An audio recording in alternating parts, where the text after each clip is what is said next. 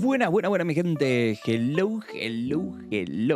Bienvenidos a otro video de Gentleman You Programming. En el día de hoy vamos a estar hablando un poquitito de metodologías ágiles, por qué una empresa dice ser ágil pero no lo es.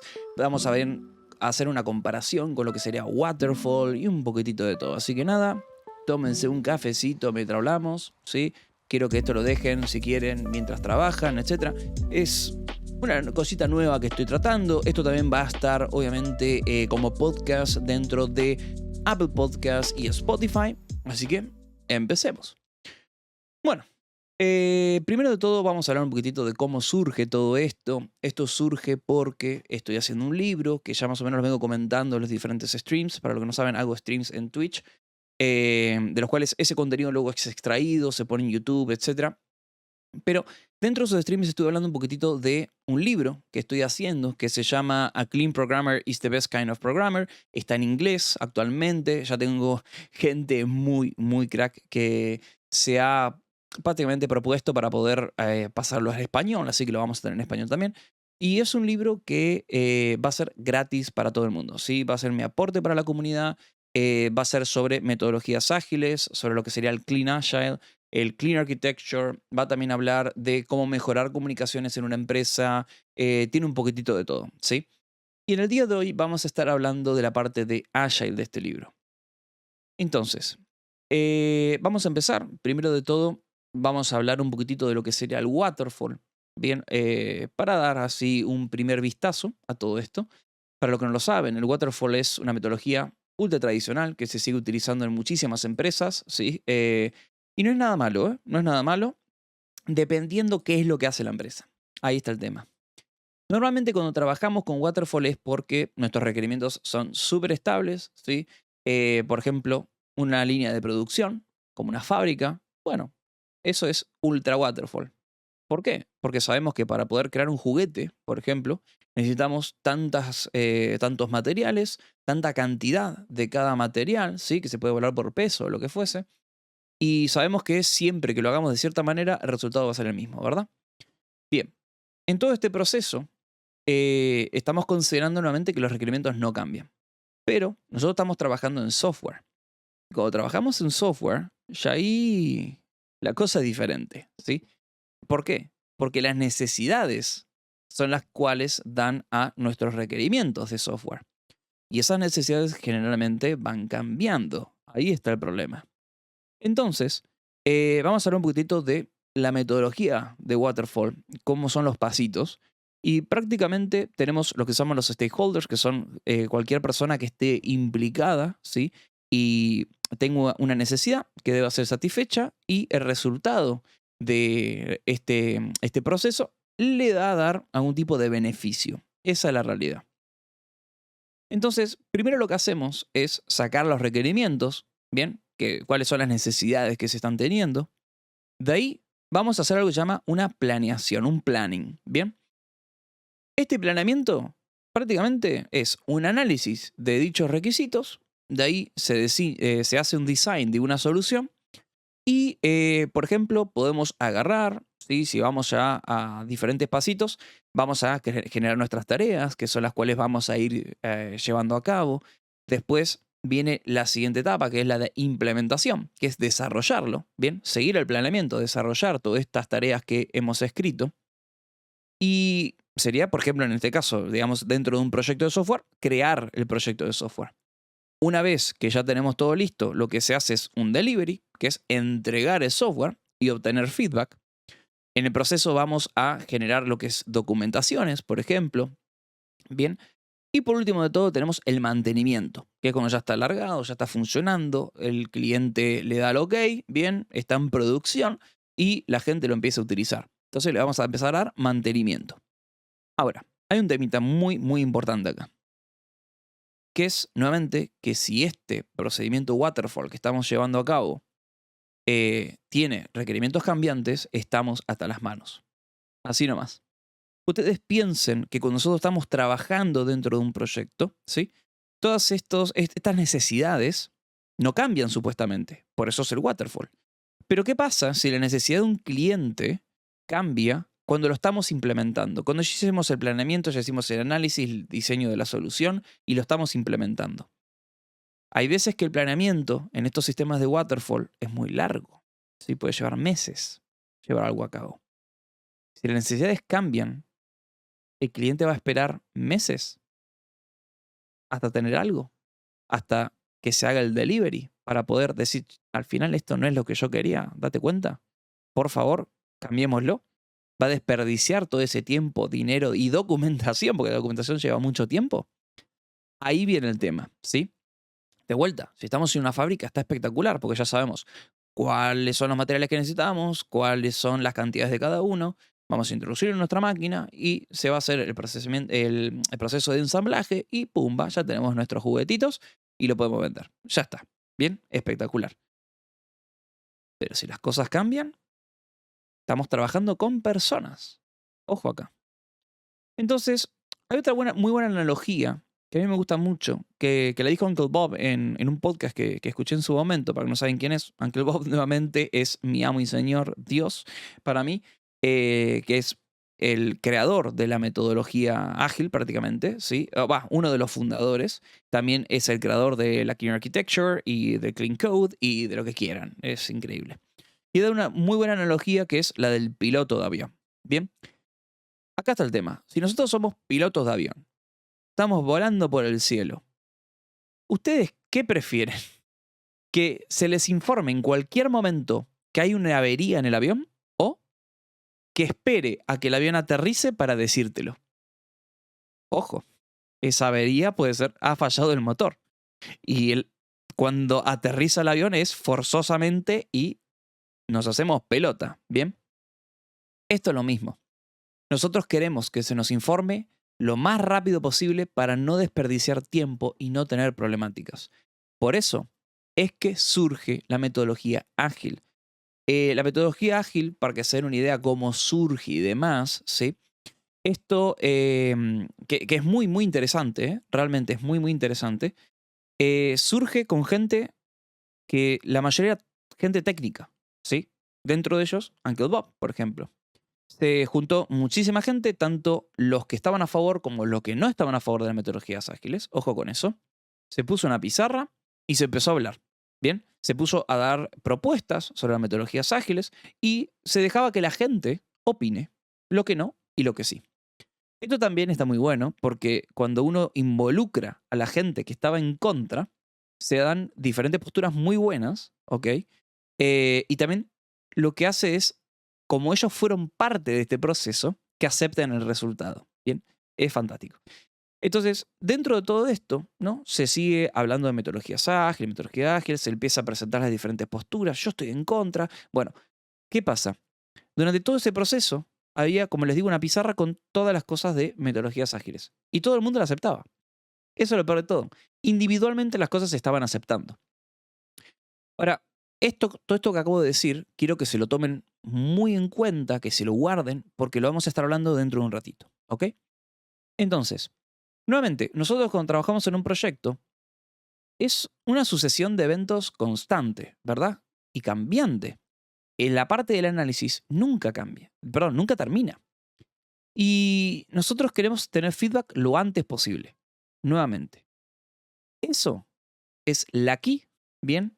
Del core de lo que es la metodología ágil. Es involucrar lo que sería el cliente, bien, en este caso a cualquiera que nos vaya a aportar estas necesidades y demás para obtener los requerimientos, involucrarlo durante todo el proceso. De vuelta, la comunicación por sobre lo que es la documentación, etc. Queremos feedback constante y ser ágiles. Ahí viene el tema, queremos ser ágiles, tener una mentalidad ágil. De vuelta, esto se lo guardan porque lo vamos a hablar un ratito. Entonces, acá viene el tema. Lo que vamos a tratar de hacer ahora es, en vez de hacer procesos largos, con mucha documentación y demás, vamos a hacer los procesos lo más cortito posible. ¿Bien? Vamos a agarrar, vamos a ver cuál es el valor que se le quiere dar a algo, cuál es la necesidad que queremos cumplir. Este valor tiene que ser el máximo posible con el mínimo esfuerzo. Ya van a ver por qué. Y la idea de esto es, nuevamente, poder otorgar las funcionalidades las más chiquititas posibles en tiempos muy cortos de desarrollo ¿Para qué? Para así entregarlo y obtener el feedback. ¿Bien? Y automáticamente ese feedback puede decir, mira, no sigamos con esto, al final no es lo que quería. O también puede ser, mira, me gustó y se me ocurrieron nuevas ideas. ¿Bien? Puede ser un poquitito de todo. Nuevamente, nunca termina la parte del análisis. ¿Bien? Ahora vamos a completar un poquito más ese concepto. Entonces, para detallar los pasos ahora de la metodología ágil, lo que vamos a hacer es, uno, continuamente vamos a ir obteniendo requerimientos, ¿sí? Durante todo el desarrollo, es más, y vamos a trabajar nuevamente en las funcionalidades más chiquititas que podamos. ¿Cómo las seleccionamos es el tema, ¿no? Porque estas funcionalidades, al ser lo más chiquitita posible, tenemos que priorizarlo, ver cuáles son las más críticas para poder satisfacer las necesidades más inmediatas. En cuanto a eso, generar un plan de acción para poder desarrollarlas. ¿Ok? Después, ¿se acuerdan que había un análisis? Que con eso hacíamos un diseño de la solución, etcétera. Bueno, eso es continuo también. Bien, es totalmente continuo. Obtenemos requerimientos y hacemos un análisis. Obtenemos requerimientos, hacemos un análisis, etcétera. Y eso sigue y sigue y sigue y sigue. Ahora, nosotros, ¿por qué hacemos el análisis de esta manera continua? Porque la idea es que durante el análisis o al final del mismo, vamos a crear lo que se llama un sprint.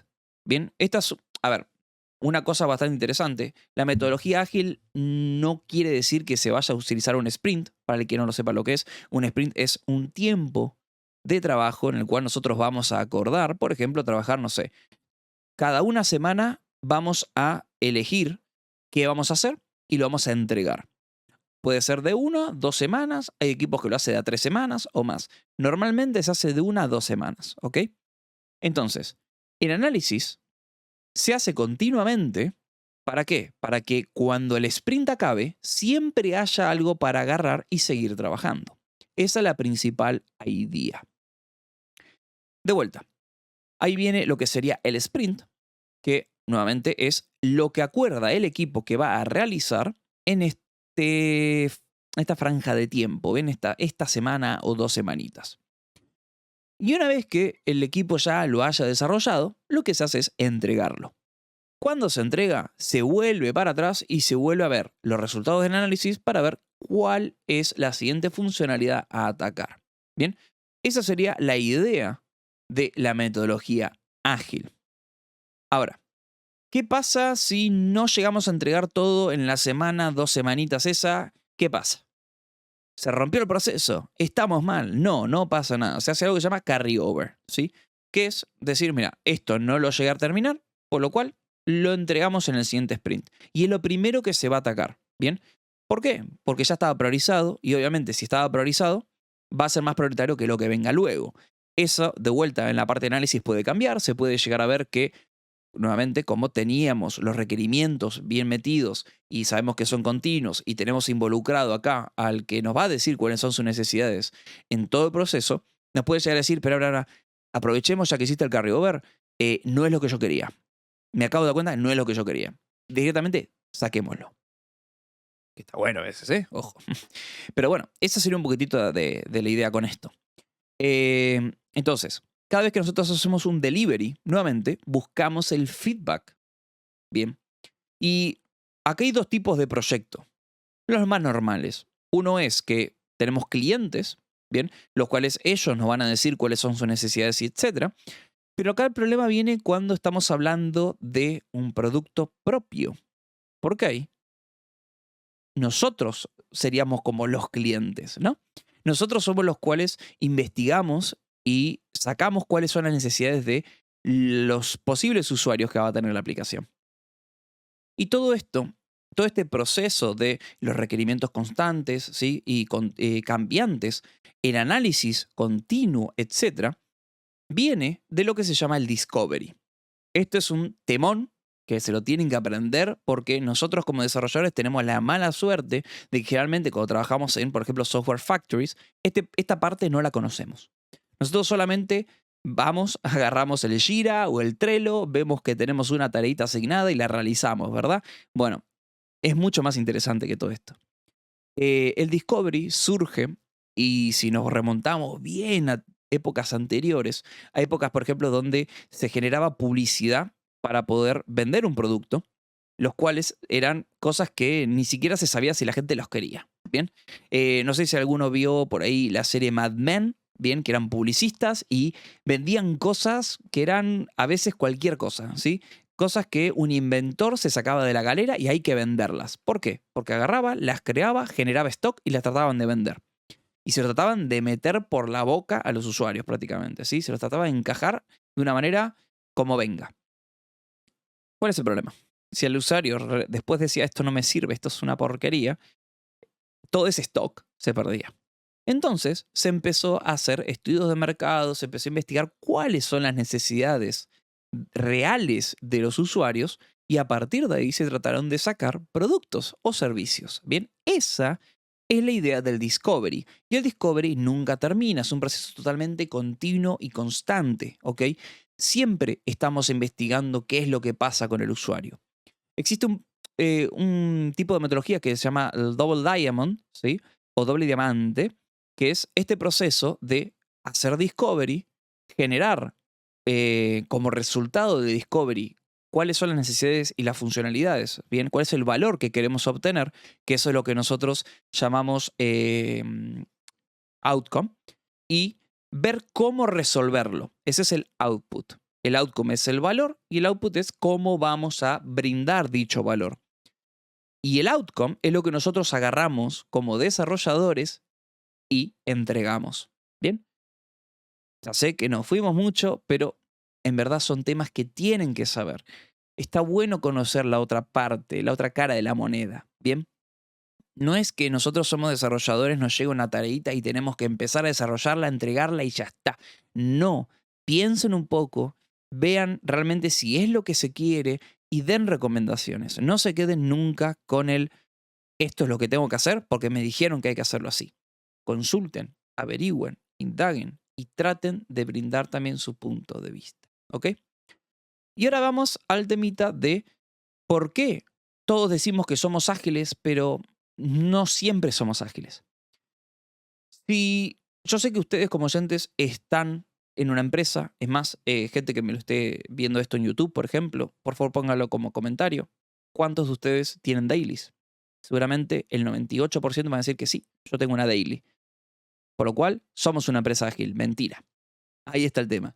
Si ustedes, cualquiera de ustedes, es uno de esos desarrolladores que dije al principio, que recibe una tarita y no sabe ni dónde salió, la agarra, la desarrolla, la entrega y no sabe ni siquiera si fue satisfactoria, bien, si realmente satisfajo esa necesidad que teníamos, no están siendo ágiles. Ahí está el tema. Ser ágil no es hacer una daily. Una daily es solamente una ceremonia y que está mal hecha en muchos lugares, ¿sí? Es una ceremonia dentro de una metodología ágil y es más dentro de Scrum, que Scrum es una forma de hacer metodología ágil. Puedes ser ágil sin hacer Scrum, por ejemplo. Totalmente. Puedes ser ágil sin tener dailies.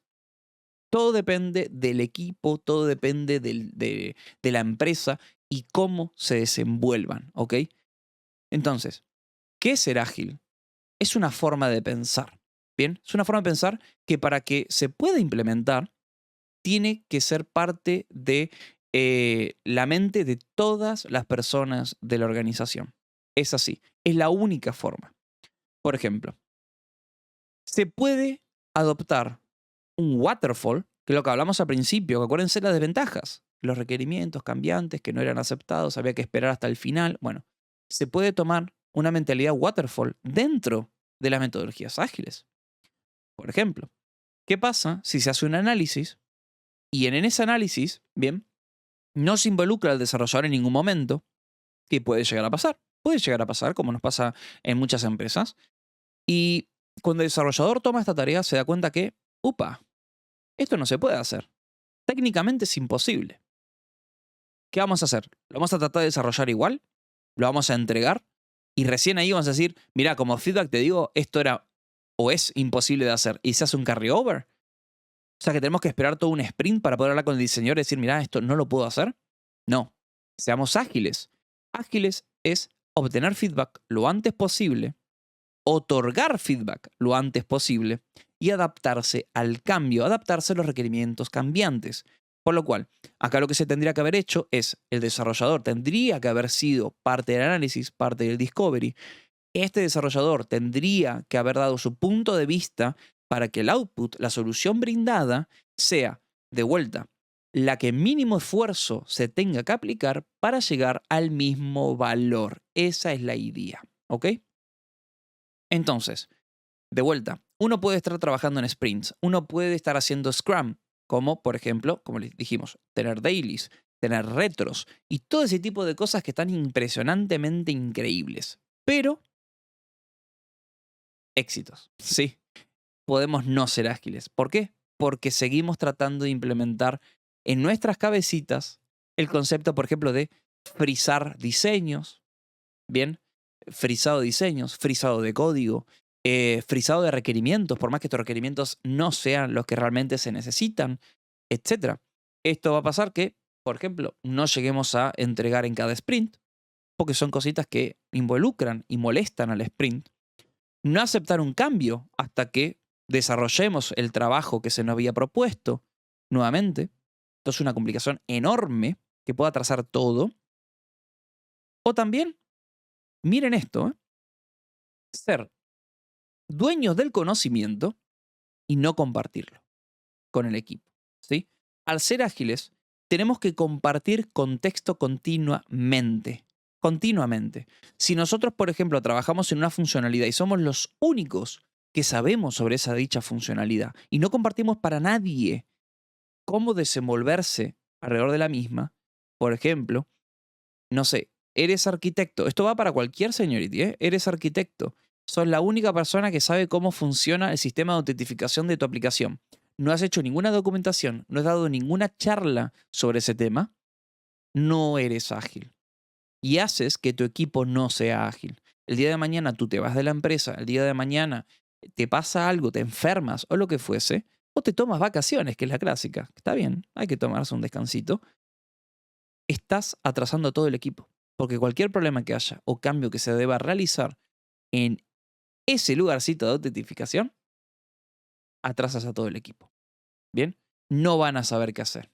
Van a andar, como decimos en mi empresa siempre, como pollos sin cabeza corriendo por todos lados. ¿Bien? Así que, vamos de vuelta. No llegan con lo pactado en el sprint. No aceptan cambios hasta que se termine el trabajo. O eres dueño de un conocimiento que no es compartido. No son ágiles. No son ágiles. Ahora, vamos a hablar un poquitito de algo que se llama, que muy poca gente conoce, que es Extreme Programming, ¿sí? Extreme Programming, también dicho por R.C. Martin, de vuelta, Uncle Bob, dice, es la verdadera esencia de lo que es el Clean Agile, la metodología ágil, ¿sí? Prácticamente lo que se dice en el Extreme Programming es que vamos a hacer todo por un sistema de anillos, ¿ok? Que tiene 3 anillos diferentes. Cada anillo representa un aspecto diferente dentro del proceso de un proyecto. Por ejemplo, el anillo más exterior de todos, ¿sí? El outer ring se le llama, o el anillo totalmente externo, representa el aspecto del business, bien, del negocio. Tiene todas las prácticas orientadas al negocio. Todas las prácticas orientadas al negocio. Y cuando lo pones todo en conjunto, ¿sí? Hace el environment perfecto para lo que sería el desarrollo del proyecto. Y acá hay un temita. Yo voy a explicar cada una de las partecitas que son cada ítem, ¿bien? Que forman parte de cada anillo. Y le voy a brindar un poquitito mi experiencia de cómo recomiendo trabajar en cada una, ¿ok? Porque una cosa es conocer la teoría y otra cosa es conocer una forma de practicarla correctamente. Yo voy a brindar aquí mi experiencia, tómalo, déjalo. Les digo cómo para mí debería ser cada ítem. Entonces, dentro de este anillo externo vamos a tener el primero de todo, que es la planificación de juego.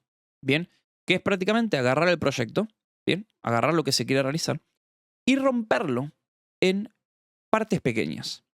¿Para qué? para poder entenderlo mejor, para poder organizarlo mejor. Y esto puede ser, por ejemplo, una feature, una story, una tareita, bien, lo que sea. Después, otra de las cosas que se tiene que poder realizar dentro de este anillo exterior es releases pequeños, bien. ¿Qué es el release? Es hacer el delivery, que hablamos hace un ratito. El tema es que el tiempo entre que se crea la tarea y se desarrolla tiene que ser el más pequeño posible, porque nuevamente, ¿qué queremos? Feedback. Y al obtener feedback queremos que podamos desarrollar algo que realmente sabemos que se quiere, ¿verdad? O que nos otorgue más contexto, más información para otra feature. Entonces, acá está el temita. Uno de los mayores problemas es atacar, por así decirlo, una feature enorme. Bien, agarrar una feature enorme y tratar de trabajarla en sprints es muy complicado. Es muy, muy complicado. Y una de las problemáticas es nuevamente que, digamos que nosotros trabajamos en algo que se llama phases, bien, en fases. Y decimos, bueno, mira, la verdad que esta tarea es muy grande, por lo cual vamos a hacerla en 3 sprints diferentes. Me suena mucho waterfall esto, ¿verdad? O sea que no van a cambiar los requerimientos en ninguno de los 3 sprints. Are you sure? Esto, la verdad, a mí lo veo como un red flag grande como una casa. Entonces, de vuelta, lo que realmente hay que hacer es tratar de agarrar una feature, ver cuál es el valor que otorga dicha feature y tratar de ver cuál va a ser el mínimo esfuerzo posible para que entre en el sprint. Esa es la idea. Entonces, hay que trabajar en releases pequeños, ¿bien? Para poder iterar lo mayor posible. Nuevamente, puede pasar que otorgar ese valor descubramos que una vez que lo desarrollamos y lo entregamos, que necesitamos iterarlo, necesitamos modificarlo. O hay veces que nos enteramos que ni siquiera tendríamos que haberlo hecho. Entonces, cuanto más pequeño es, mejor va a ser el resultado. Más rápido vamos a poder adaptarnos a los cambios. ¿Ok? Después, también tenemos que tener pruebas de aceptación. Esta es muy fácil de entender, pero también es muy difícil de implementar. Bien, tenemos que trabajar como equipo para considerar qué es lo que nosotros consideramos como done, bien, como listo, que ya está ready. Prácticamente, ¿cuáles son los requisitos, ¿sí?, para realmente decir que algo ha sido completado? Esto es muy difícil. Nosotros diríamos, pero son los use cases. Los use cases son los diferentes pasitos que se debe seguir dentro de una tarea para poder cumplir el valor que se quiere. Bien, pero ojo, no es tan fácil, ¿sí? No es tan fácil. Puede llegar a pasar que nosotros cuando trabajamos con estas tareas nos encontremos que existen lo que llaman los corner cases, que es que el valor que queremos otorgar por medio de estos use cases en algunos casos no se va a poder realizar. Ojito. O también puede pasar que justamente dentro de todo esto también vamos a poder encontrar que, no se puede hacer nada directamente. Porque hay algo muy específico que rompe con todo el valor. Entonces, de vuelta, cuanto más chiquitita hagamos la tarea, bien, descubramos cuál es ese valor crítico que queremos realizar y ver la forma de implementar el mínimo esfuerzo para poder realizarla, nuevamente nos va a traer la mayor posibilidad de beneficio. Bien. Ahora, ¿cómo crear una tarea? Esta es mi recomendación de toda la vida. Fíjense de crear una tarita, nuevamente, máximo valor, con el mínimo esfuerzo. Y esto es un dato de suma importancia, que tenga un inicio y tenga un fin. ¿Ok? ¿Qué quiere decir esto? Que la tarea pueda entregarse y tenga valor por sí misma. Si nosotros, nuevamente, tenemos una user story, que es que el usuario se loguee en la aplicación, por ejemplo, ¿no? Como usuario, quiero poder loguearme en la aplicación, etcétera, etcétera, etcétera.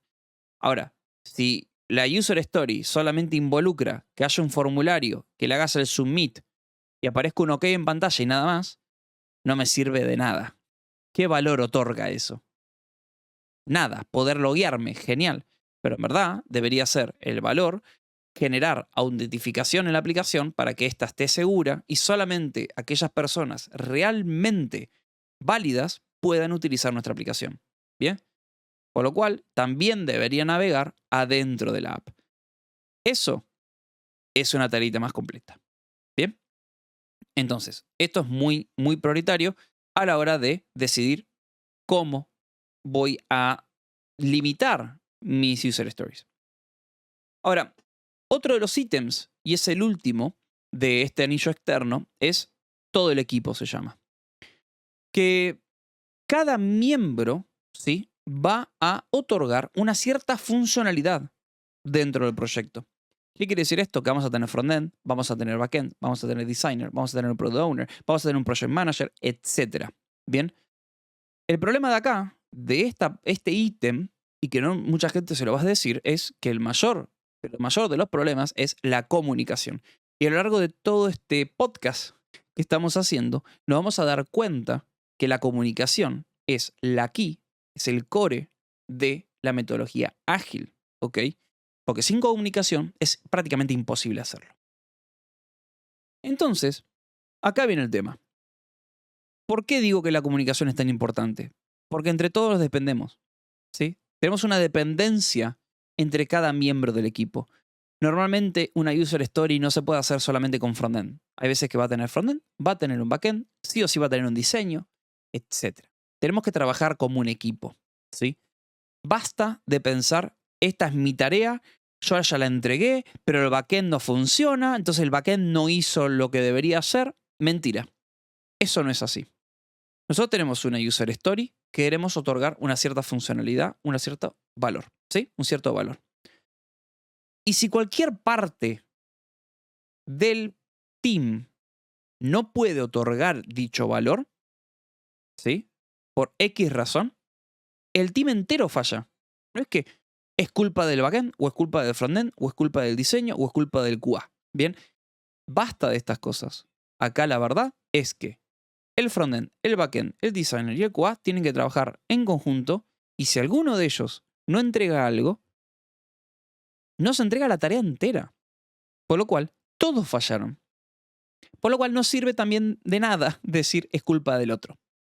Es culpa del equipo, en cualquier cosa. ¿Bien? O mejor dicho, es responsabilidad del equipo. Somos todos responsables de que eso se pueda desarrollar. ¿Bien? De poder llegar a nuestro objetivo. Y con esto ya pasamos al siguiente anillo, el anillo medio. Y esto acá va a representar el aspecto del equipo en sí, ¿bien? Que tiene todas las prácticas orientadas a el trabajo en equipo y también lo que es la mejora de la colaboración e interacción dentro del mismo. Primero de todo, vamos a tener lo que sería un paso sostenible, se llama. Y acá está el tema. Si a nosotros nos preguntásemos cuándo queremos tener esto hecho, el resultado va a ser siempre, bueno, ya mismo lo quiero, ¿no? Siempre va a ser así. Siempre queremos una feature ya mismo. Y acá hay un temita, eso es muy difícil de hacer. Entonces, una de las cosas más importantes, ¿sí?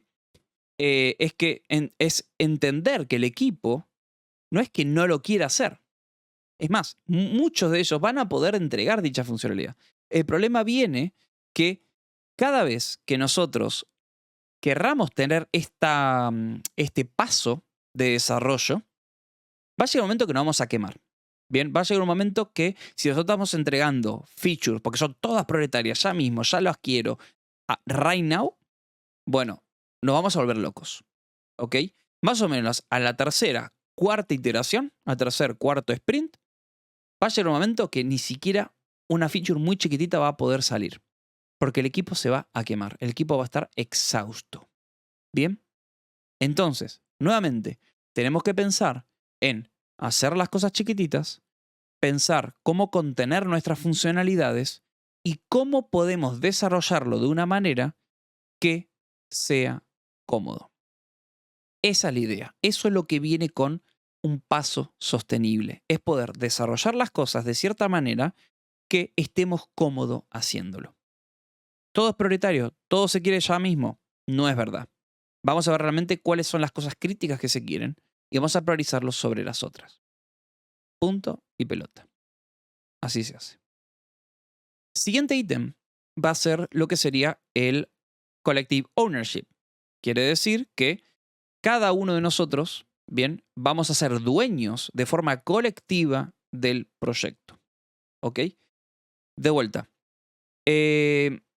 Por ejemplo, ¿alguna vez les ha pasado que ustedes se meten en una meeting? Está el product owner hablando sobre una cierta funcionalidad y ustedes tienen que escribir por Slack o por cualquier otro medio de trabajo. Hey, te hago una preguntita. ¿De qué está hablando? ¿Bien? ¿O esto cuándo se habló? ¿Por qué? Porque no tenemos el contexto suficiente. ¿Bien? A ver, no estoy hablando de aquellos momentos donde estamos dentro de la daily y estamos jugando al LOL en vez de escuchar, ¿eh? Eso es totalmente diferente porque eso es problema nuestro. El problema es que nosotros tenemos mucha información todo el tiempo, ¿sí? Hay muchísima, muchísima información y es muy difícil llevarla, ¿ok? Es muy difícil llevarla en nuestra mente y tenerla siempre presente, ¿ok?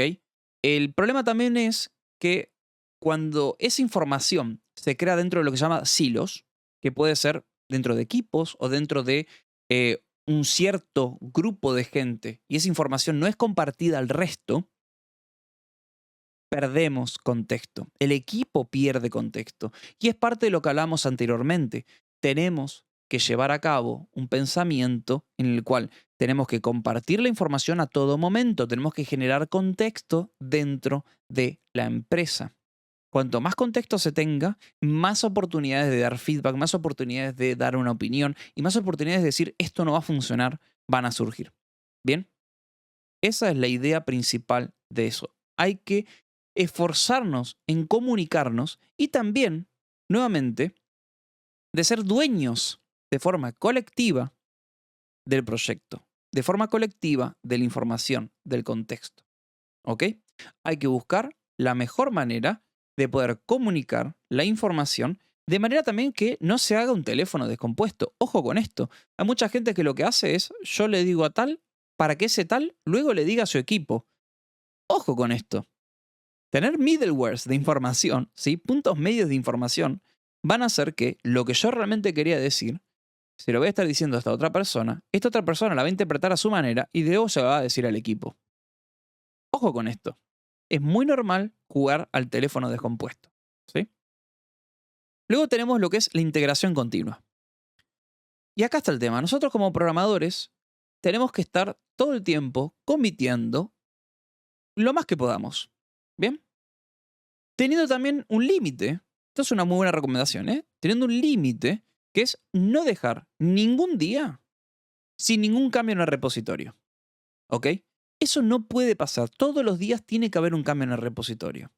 Continuamente tenemos que estar mejorando, ingresando nuevas cosas a nuestro repositorio. ¿Ok? Siempre hay una forma de poder trabajar de manera conjunta en nuevos cambios o en una funcionalidad o lo que sea. ¿Ok? De vuelta, la comunicación es prioritaria. ¿Ok? Es muy prioritaria.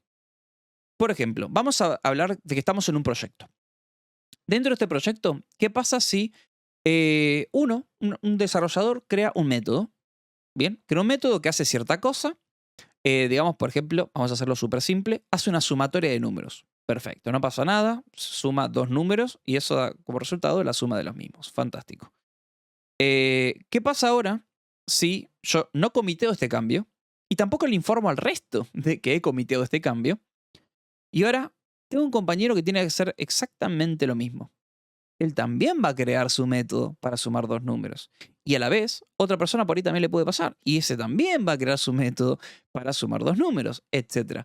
Y ahí vamos a tener un problema gravísimo en nuestro repositorio, donde vamos a tener varios métodos que hacen exactamente lo mismo, pero nadie sabía de ellos. Por eso, comitear continuamente e informar y comunicar, ¿sí?, estos cambios es de suma prioridad. ¿Ok? De vuelta, si vamos a esperar a tener todo nuestro código listo para luego subirlo, entramos de vuelta en lo que es el waterfall. De vuelta entramos en lo que hablamos al principio de que pensamos que somos ágiles y no lo somos. Hasta en el código tenemos que ser ágiles. Y ahí va lo que yo les decía al principio, de que acuérdense de esto, así que lo anoten en su cabeza, que las metodologías ágiles fueron inventadas por un conjunto de personas muy técnicas, súper técnicas. ¿ok? Y esto también significa que la metodología ágil, nuevamente, va a ser parte del código, ¿ok? Y después, el último de todos dentro del anillo medio, ese se llama metáfora, ¿sí? Metáfora. Que nosotros cuando estamos trabajando dentro de un proyecto, ¿sí? Todos tenemos que tratar de entender el contexto de la misma manera, ¿sí? Teniendo definiciones de cada ítem en el cual se están trabajando.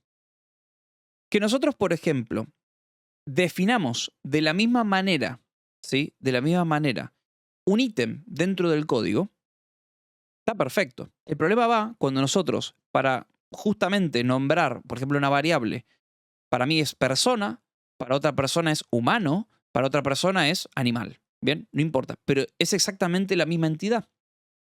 Eso no puede pasar. Bien, eso genera confusión y de vuelta va a generar código que significa exactamente lo mismo, pero está escrita de diferente manera porque no hubo comunicación en el equipo.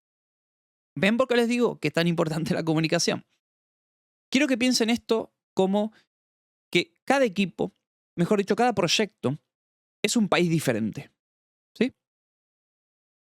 Hay diferentes formas de comunicarse en cada país, como por ejemplo tener diferentes lenguajes. ¿Bien?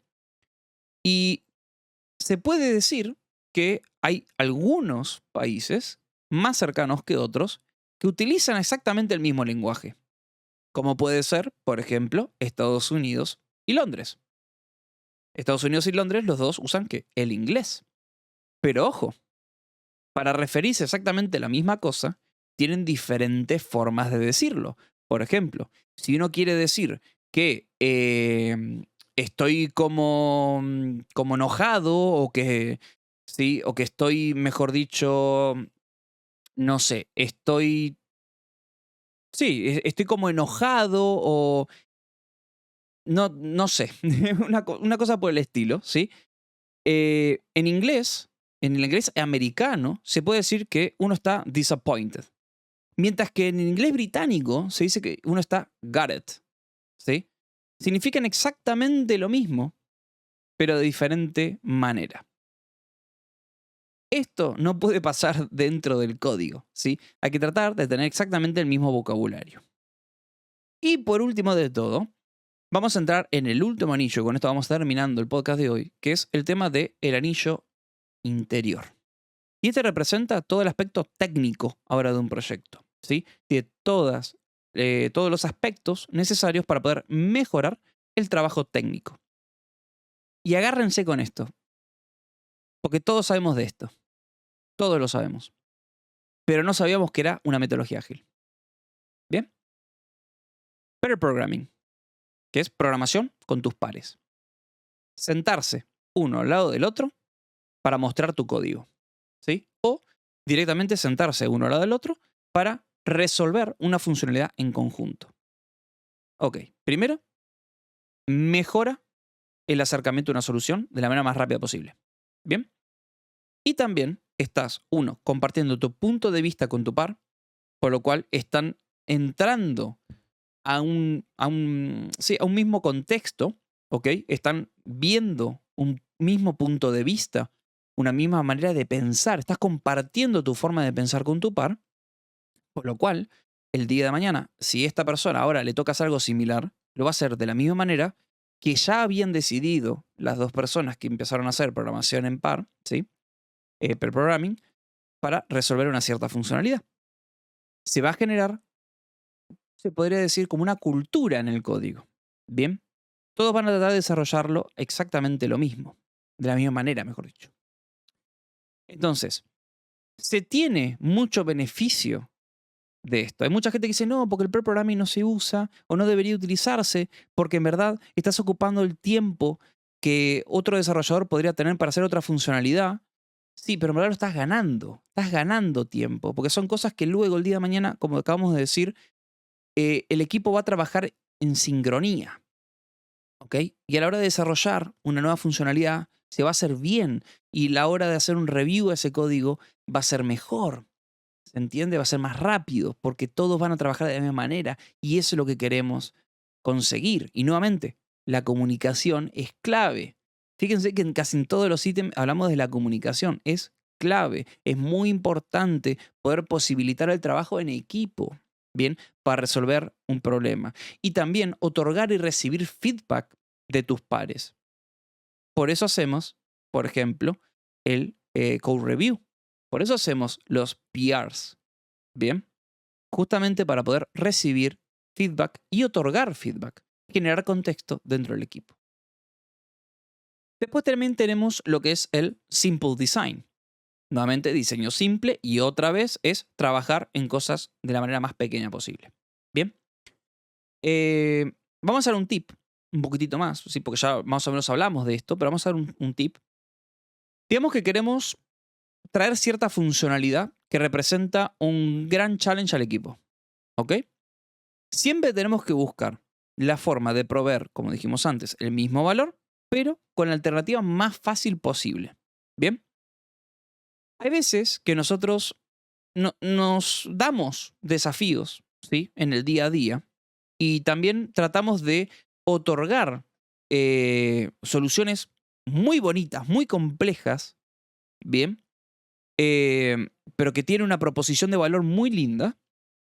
Pero el problema es que esta propuesta que estamos haciendo puede ser que no llegue a ningún lugar. ¿Por qué? Porque los requerimientos cambian. Ahí está el tema. Otra vez lo mismo, ¿sí? Por eso hay que tratar de hacer siempre la más simple solución. ¿Por qué? Porque el día de mañana puede ser que hasta lo tengas que tirar por la basura. Y si no, lo sabré yo de esto. Madre mía, si ustedes trabajan en una startup, por ejemplo, esto es algo muy, muy común.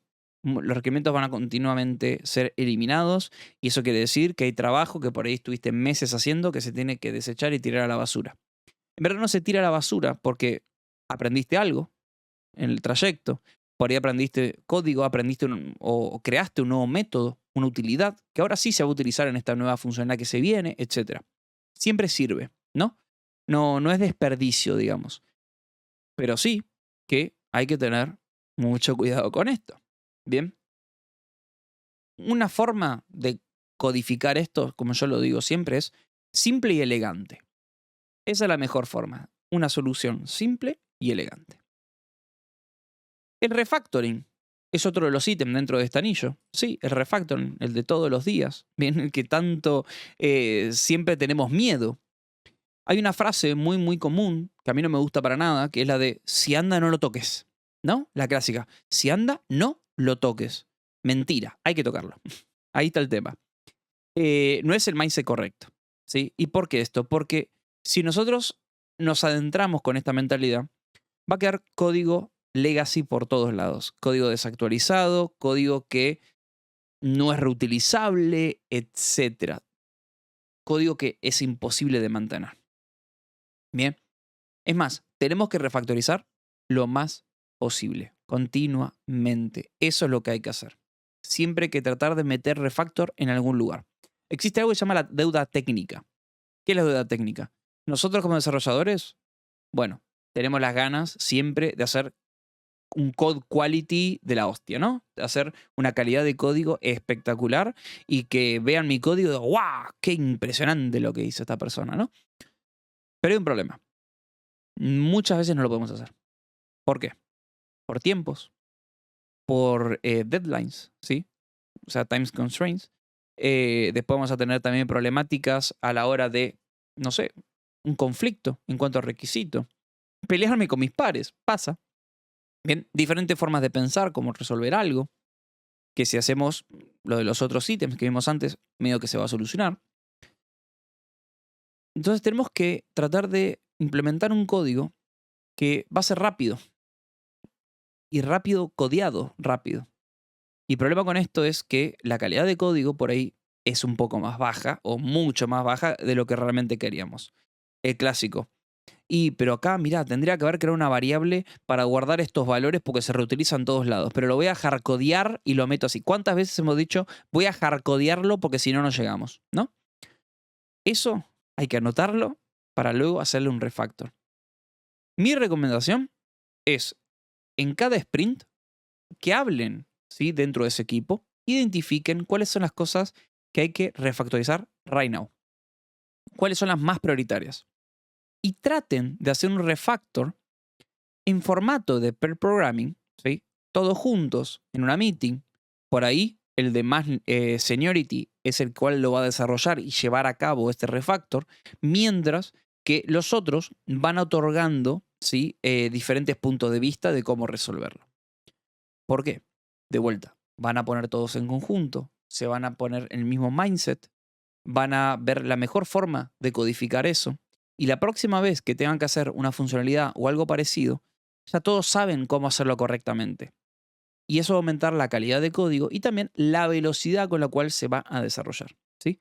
O mejor dicho, se va a hacer el delivery. Y el último de todos los ítems, y esto por ahí no se los esperaban, ¿sí? Es que dentro de este anillo interno se viene el Test Driven Development. Bien, que es el desarrollo, el cual va a estar regido por el testing. Y esto tengo un video ya que habla de Test Driven Development, luego lo voy a subir como podcast también, que es que hay que definir, ¿sí? Dentro del proceso de testing, cómo vamos a escribir nuestros tests, ¿sí? Normalmente el Test Driven Development habla de tienes que escribir tus tests antes de escribir una simple línea de código, ¿sí? No hay una línea de código que se va a escribir antes que un test. ¿Cuál es la idea? Si uno tiene, por ejemplo, diferentes requerimientos, o los use cases, mejor dicho, dentro de una tarea, cada use case de ellos va a representar un test. Por ejemplo, el usuario hace clic en un input. Eso es un test. ¿Qué va a pasar con el input? ¿Sí? El usuario debería poder hacer clic en un input. El input se debería poder colorear con tal color. El input, esto. Bien, tendría que tener una validación de máximo 12 caracteres, etc. Todo eso son cosas testeables. Bien, entonces la idea es, escribes tu test, va a fallar, escribes el código para que ese test funcione. Esa es la idea. Y si luego, a medida que uno va desarrollando, se da cuenta que vas a necesitar crear un método para poder resolver esa funcionalidad, ese es otro test. Bien, es otro test que hay que crear para poder brindar esa funcionalidad. O en este caso, lógica. Entonces todo está testeado, todo está espectacular. El problema de hacer testing luego de codificar, que es lo que hacemos normalmente, es que el test pasa a depender del código que nosotros hayamos hecho. Y eso quiere decir que vamos a empezar a hacer test por el simple hecho de que el código que yo ya hice funcione para no tener que modificarlo. Bien, por lo cual estamos mintiendo. En verdad, el código, la lógica debe depender del test y lo que nosotros querramos conseguir. Y con esto hemos terminado la charla de hoy. Espero realmente que les haya gustado. Nos vemos en la siguiente charlita. Realmente me encantaría, gente de YouTube, que pongan en los comentarios si esto les ha gustado. Y, por favor, compártanlo para que podamos llegar a más gente. Y ojalá que este tipo de videitos y cositas así les guste. Nos vemos y chao, chao. Nos vemos.